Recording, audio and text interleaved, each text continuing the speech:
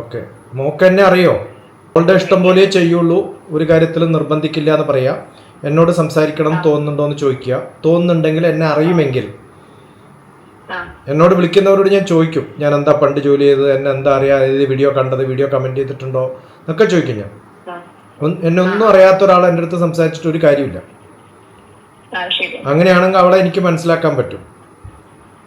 അവളെ എന്നെ മനസ്സിലാക്കിയാൽ എനിക്ക് അവളെ മനസ്സിലാക്കാൻ പറ്റും.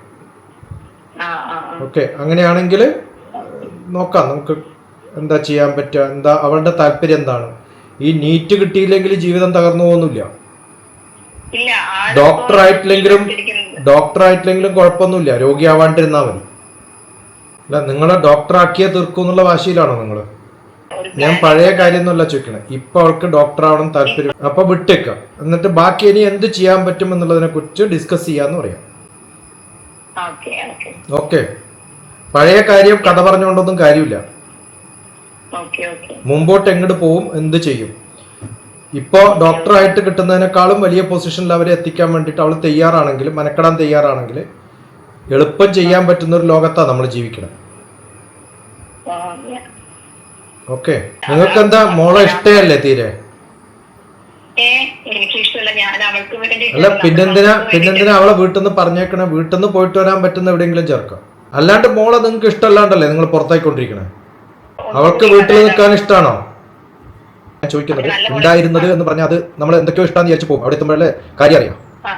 ഇപ്പൊ അവൾക്ക് ഇഷ്ടമാണോ നിൽക്കുമ്പോൾ പഴയ കാര്യം പറയാൻ പാടില്ല. അവൾക്ക് ഇപ്പൊ ഇഷ്ടമാണെങ്കിൽ നമുക്ക് ഏറ്റവും വലുത് മക്കൾ സമാധാനമായിട്ടിരിക്കാന്നുള്ളത്. അപ്പോഴേ എന്തും ചെയ്യാൻ പറ്റും. അപ്പൊ അവർക്ക് ഇപ്പൊ വീട്ടിലിരിക്കാനാണ് സൗകര്യം. വീട്ടിലാണ് കുട്ടികൾക്ക് നല്ലത്. നിങ്ങൾ പിന്നെയും കുറെ ദൂരെ പറഞ്ഞു വെച്ച് കഴിഞ്ഞാൽ എന്ത് പഠിച്ചു എന്നുള്ളതല്ല, ഏത് കോളേജിൽ പഠിച്ചു എന്നുള്ളതല്ല, അവരെങ്ങനെ പഠിച്ചു എന്നുള്ളതാണ് പ്രാധാന്യം. അതിനവർക്ക് സ്വന്തം വീട്ടിലിരുന്നിട്ടാണെങ്കിൽ സമാധാനത്തോടു കൂടി പഠിക്കാൻ പറ്റുകയാണെങ്കിൽ. ഓക്കെ, പല വീടുകളിലും അമ്മമാര് സമാധാനം കൊടുക്കുന്നില്ല എന്നുള്ളതാണ് ഞാൻ അറിയുന്നത്. ഇന്നലെ ഒരു കുട്ടി വീഡിയോയിൽ എന്നോട് സംസാരിച്ചുകൊണ്ടിരിക്കുകയാണ്. ഞാൻ ചോദിച്ചു, ഉമ്മ പറഞ്ഞിട്ടാണോ ഉപ്പ പറഞ്ഞിട്ടാണോ? അല്ല, ഞാൻ തന്നെ കണ്ടുപിടിച്ചതാണ്, മാഷിനോട് സംസാരിക്കണമെന്നുണ്ട്. ഞാൻ സംസാരിച്ചുകൊണ്ടിരിക്കുമ്പോൾ ബാക്കിലൂടെ ഉപ്പയോ പിന്നെ ആരോ പോകുന്നുണ്ട്, ഇളയപ്പയോ ആരോ പോകുന്നുണ്ട്. അപ്പം മാറി ആ കുട്ടിയുടെ മൂഡ്. എന്തുകൊണ്ടാ അങ്ങനെ ആവുന്നത്? അവർക്ക് സ്വാതന്ത്ര്യം ഇല്ല എന്നുള്ളതുകൊണ്ടാണ്. മനസ്സിലായോ?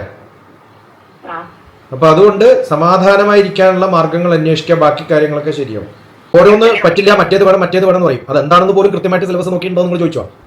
അത് നിങ്ങൾക്ക് ചോദിക്കാൻ അറിയില്ലല്ലോ. അതാണ് ഞാൻ ചോദിക്കാം. നിങ്ങൾ പഠിക്കാൻ പോകുന്നതിന് മുമ്പ് സിലബസ് നോക്കിയോ എന്ന് ചോദിക്കും. ആ സിലബസിലുള്ള 4 പോർഷൻ പറയാൻ പറയും. അതുകൊണ്ടാണ് പറഞ്ഞത്, കൃത്യമായിട്ട് അറിവോട് കൂടി എന്നോട് സംസാരിച്ചാൽ എനിക്ക് ഗൈഡ് ചെയ്യാം.